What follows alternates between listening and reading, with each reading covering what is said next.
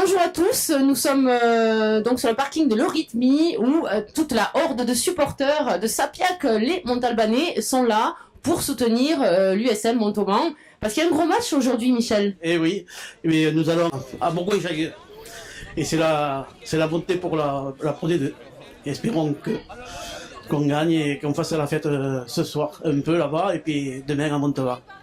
Alors Michel, supporter de l'USM. Oui, très grand supporter de l'USM. Vous avez été joueur aussi. Joueur, oui, oui. Mimi, supportrice de l'USM Montauban, dites-nous tout. On va gagner, on l'espère, on y croit et on est tous derrière nos joueurs. Allez, allez, allez, Sapiac, nos drapeaux sont verts et noirs, dans la défaite ou la victoire. Tes ultras seront toujours là. L'enfer, c'était le week-end dernier pour Bourgoin-Jallieu.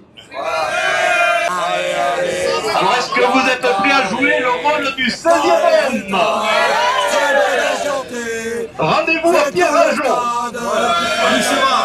Voilà, c'est dans moins d'une demi-heure. On est à moins de 30 km de l'arrivée. Voilà, les 5h40 arrivés ensemble. Clément, près de 7 heures de route aujourd'hui pour venir voir Montauban jouer cette demi-finale. Tu le sens comment? C'est serein, quand on voit l'engouement qu'il y a autour de l'équipe, aujourd'hui on fait encore 5 bus, tous les particuliers. Ça va être un mini Sapiac et ouais, j'ai envie d'y croire. Ouais. Ça fait 3 ans qu'on galère en Fédéral 1 et c'est peut-être le moment de passer à l'étape supérieure. Alors imagine justement si c'est la consécration ce soir, tu fais quoi? Toi tu vas le vivre comment? On va faire ça en famille, j'ai envie de te dire. Ça va être une grosse fête, le retour va être assez festif. On risque de chanter jusqu'au bout de la nuit. Pour vous ça va être long à mon avis, mais on croise les doigts, on y croit et pourquoi pas, ouais.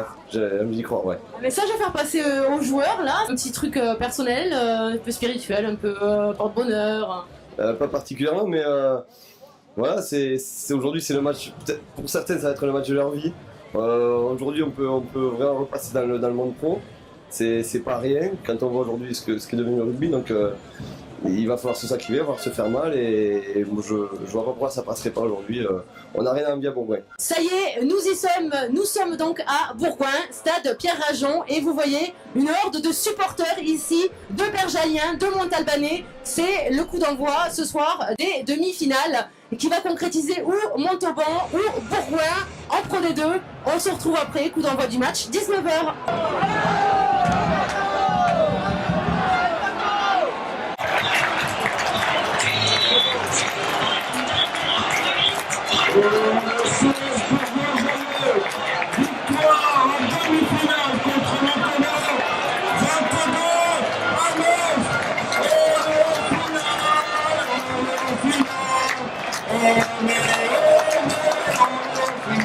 On a vu dès le coup d'envoi, hein. On perd le ballon. On a fait que des erreurs aujourd'hui, on a été dominé en conquête, en mêlée, en touche. Voilà, on est tombé sur plus fort que nous aujourd'hui. Je pense qu'on a des regrets par rapport au match aller, mais beaucoup de déception et félicitations à Bourgoin. C'était ça le début de match de Yann Royal Gallet, qui finalement n'est pas marqué. Ah si, s'il y avait la vidéo en fédéral 1, apparemment il essaie, mais bon. Voilà, on aurait pu marquer sur la TC bien sûr, mais encore une fois, on a eu trop de déchets dans notre jeu aujourd'hui et Bourgoin a fait ce qu'il a fait ce qu'il fallait pour nous contrer. Voilà. Et franchement, un rêve qui s'envole, c'est terrible. On y a cru jusqu'au dernier moment. Bon, comme toujours, on est déçus, mais quand se rajoute un sentiment d'injustice et de frustration, je ne peux pas m'empêcher de le dire. Bon, il y a cet essai qui est refusé et que apparemment tout le monde a vu, d'après ce qu'on me dit des commentateurs de la télévision. Après, il faut reconnaître que Bourgoin est une équipe valeureuse et qu'on a eu du mal à franchir cette barre de défense, cette ligne de défense. Mais je ne sais pas, ça peut se jouer un peu, vous savez très bien, si on avait marqué l'essai au départ, on engrangeait les points, ça donne une dynamique nouvelle. Bon, après, il y a d'autres sujets qu'évoquait à l'instant le président du club sur le problème de masse salariale, de faillite, enfin de choses que peut-être la fédération ferait bien de regarder de près, hein, parce que c'est une injustice de plus qui met que les clubs ne sont pas au même niveau. Et c'est pas tout à fait normal. Voilà. Maintenant, bravo aux Bourgoins, hein, je crois qu'il faut être beau joueur.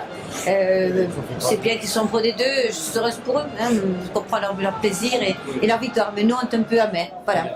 Toute une saison pour ça, mais bon, on reviendra. C'est une grande déception. Oui. L'objectif c'était de remonter en Pro D2 le plus rapidement possible.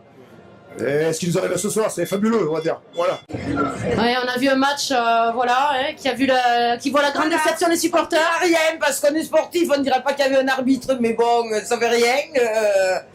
On le pense un peu.